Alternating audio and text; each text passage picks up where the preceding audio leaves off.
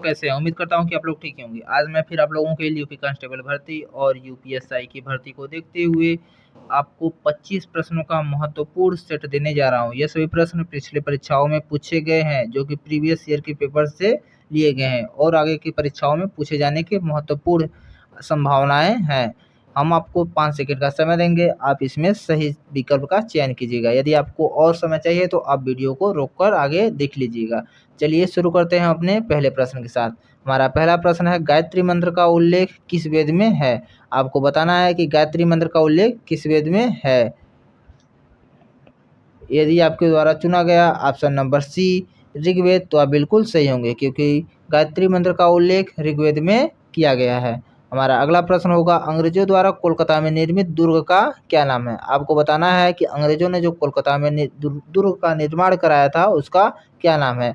यदि आपके द्वारा चुना गया option number C Fort William, तो आप बिल्कुल सही है, क्योंकि अंग्रेजों द्वारा कोलकाता में पोर्ट विलियम दुर्ग का निर्माण कराया गया था।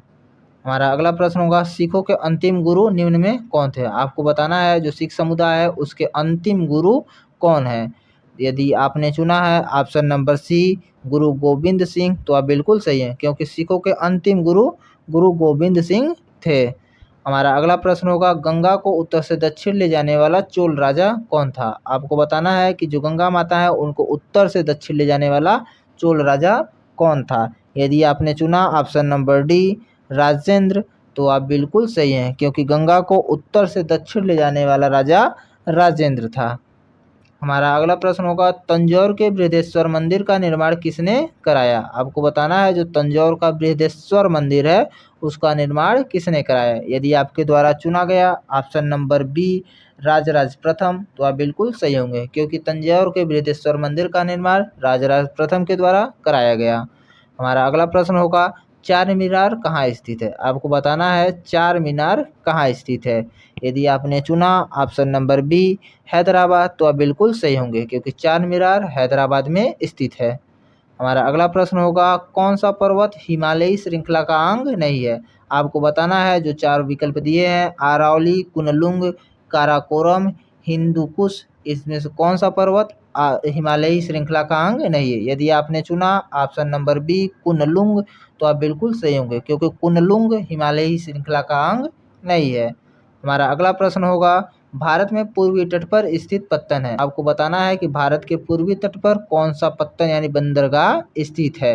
यदि आपके द्वारा चुना गया ऑप्शन नंबर डी पारादीप और हल्दिया, तो आप बिल्कुल सही होंगे, क्योंकि भारत के पूर्वी तट पर पारादीप और हल्दिया बंदरगाह स्थित है। हमारा अगला प्रश्न होगा, भारत में अधिकतम कृषि योग्य क्षेत्र घेरने वाला फसल है। आपको बताना है भारत में सबसे ज़्यादा अधिकतम कृषि क्षेत्र घेरने वाली फसल कौन सी है। यदि आपके द्वारा चुना गया ऑप्शन नंबर ए चावल, तो आप बिल्कुल सही होंगे, क्योंकि चावल भारत में सबसे अधिक कृषि योग्य क्षेत्र घेरती है। हमारा अगला प्रश्न होगा, यूएसए की राजधानी किस नदी के किनारे है? आपको बताना है कि यूएसए की राजधानी किस नदी के किनारे स्थित है। यदि आपके द्वारा चुना गया ऑप्शन नंबर डी पोटोमेक, तो आप बिल्कुल सही होंगे, यूएसए की राजधानी पोटोमेक नदी के तट पर स्थित है। हमारा अगला प्रश्न होगा, प्रथम पंचवर्षीय योजना में सर्वोच्च प्राथमिकता किससे दी गई? आपको बताना है कि प्रथम पंचवर्षीय योजना के दौरान सबसे अधिक प्राथमिकता किससे दी गई? कृषि को, उद्योग को, व्यापार को या वाणिज्य को? तो इसका सही आंसर हो जाएगा ऑप्शन नंबर ए कृषि को। प्रथम पंचवर्षीय योजना में सर्वोच्च प्राथमिकता कृषि को दी गई। हमारा अगला प्रश्न होगा, गरीबी हटाने के लिए पहली बार किस योजना में जोर दिया गया? आपको बताना है कि गरीबी हटाने के लिए पहली बार किस पंचवर्षीय योजना में जोर दिया गया। यदि आपके द्वारा चुना जा रहा है ऑप्शन नंबर बी 5वीं पंचवर्षीय योजना, तो आप बिल्कुल सही होंगे, क्योंकि गरीबी हटाने के लिए 5वीं पंचवर्षीय योजना को चुना गया। हमारा अगला प्रश्न होगा, निम्न में कौन से अनुच्छेद में समता का अधिकार का प्रावधान है? आपको बताना है कि निम्नलिखित अनुच्छेदों में से किस अनुच्छेद में समता के अधिकार का प्रावधान है। यदि आपके द्वारा चुना जा रहा है ऑप्शन नंबर ए अनुच्छेद 14, तो आप बिल्कुल सही होंगे, क्योंकि समता का अधिकार का प्रावधान अनुच्छेद 14 में है। हमारा अगला प्रश्न होगा, भारत के महान्यायवादी की नियुक्ति कौन करता है? आपको बताना है जो भारत के महान्यायवादी है उसकी नियुक्ति कौन करता है। यदि आपने चुना है ऑप्शन नंबर डी राष्ट्रपति, तो आप बिल्कुल सही हैं, क्योंकि भारत के महान्यायवादी की नियुक्ति राष्ट्रपति के द्वारा की जाती है।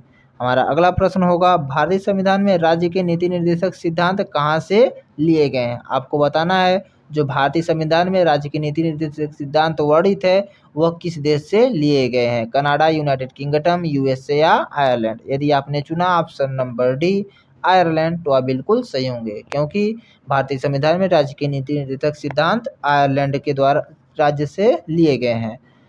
हमारा अगला प्रश्न होगा, शून्यकाल किसका विवेकाधिकार होता है?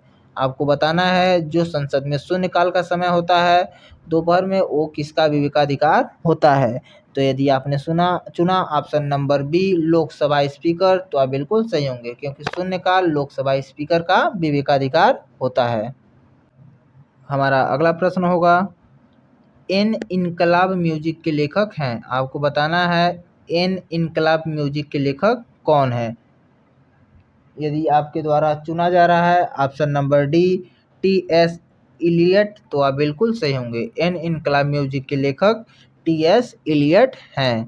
हमारा अगला प्रश्न होगा, my best game of chess किस खिलाड़ी की प्रसिद्ध पुस्तक है? आपको बताना है जो पुस्तक है my best game of chess किस खिलाड़ी की है? यदि आपके द्वारा चुना गया option number A Vishwanath Anand तो आप बिल्कुल सही होंगे, क्योंकि my best game of chess Vishwanath Anand की पुस्तक है।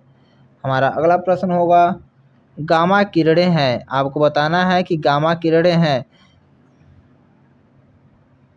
उच्च ऊर्जा वाली विद्युत चुंबकीय तरंगे, उच्च ऊर्जा वाले इलेक्ट्रॉन, निम्न ऊर्जा वाले इलेक्ट्रॉन या उच्च ऊर्जा वाले पॉजिट्रॉन? यदि आपने चुना है ऑप्शन नंबर ए उच्च ऊर्जा वाली विद्युत चुंबकीय तरंगे तो आप बिल्कुल सही होंगे, क्योंकि गामा किरणें उच्च ऊर्जा वाली विद्युत चुंबकीय तरंगे हैं।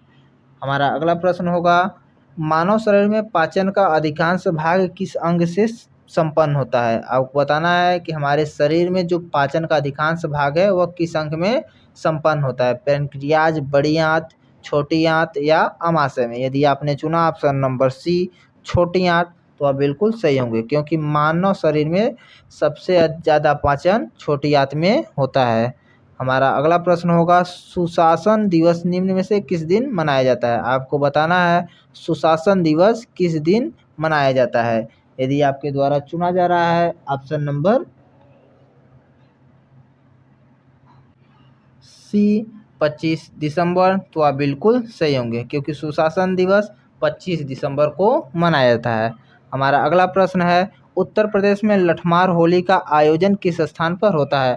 आपको बताना है कि जो उत्तर प्रदेश में लठमार होली होता है वह किस स्थान पर होता है? वृंदावन, बरसाना, मथुरा या फिर गोकुल में? यदि आपने चुना है ऑप्शन नंबर बी बरसाना तो आप बिल्कुल सही हैं, क्योंकि लठमार होली बरसाना में मनाई जाती है। हमारा अगला प्रश्न होगा, उत्तर प्रदेश में उच्च न्यायालय की खंडपीठ कहाँ स्थित है? आपको बताना है कि उत्तर प्रदेश में उच्च न्यायालय की खंडपीठ कहाँ स्थित है?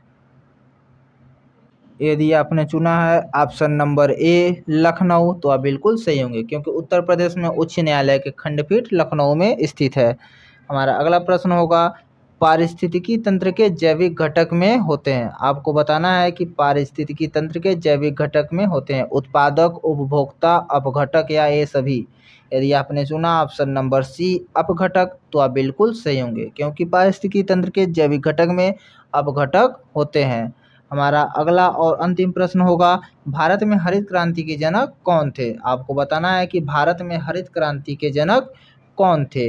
Norman Borlaug, D K. Chawla, M S. Swaminathan या इनमें से कोई नहीं? यदि आपने चुना option number C M S. Swaminathan तो आप बिल्कुल सही होंगे, क्योंकि भारत में हरित क्रांति के जनक एम.एस. स्वामीनाथन हैं।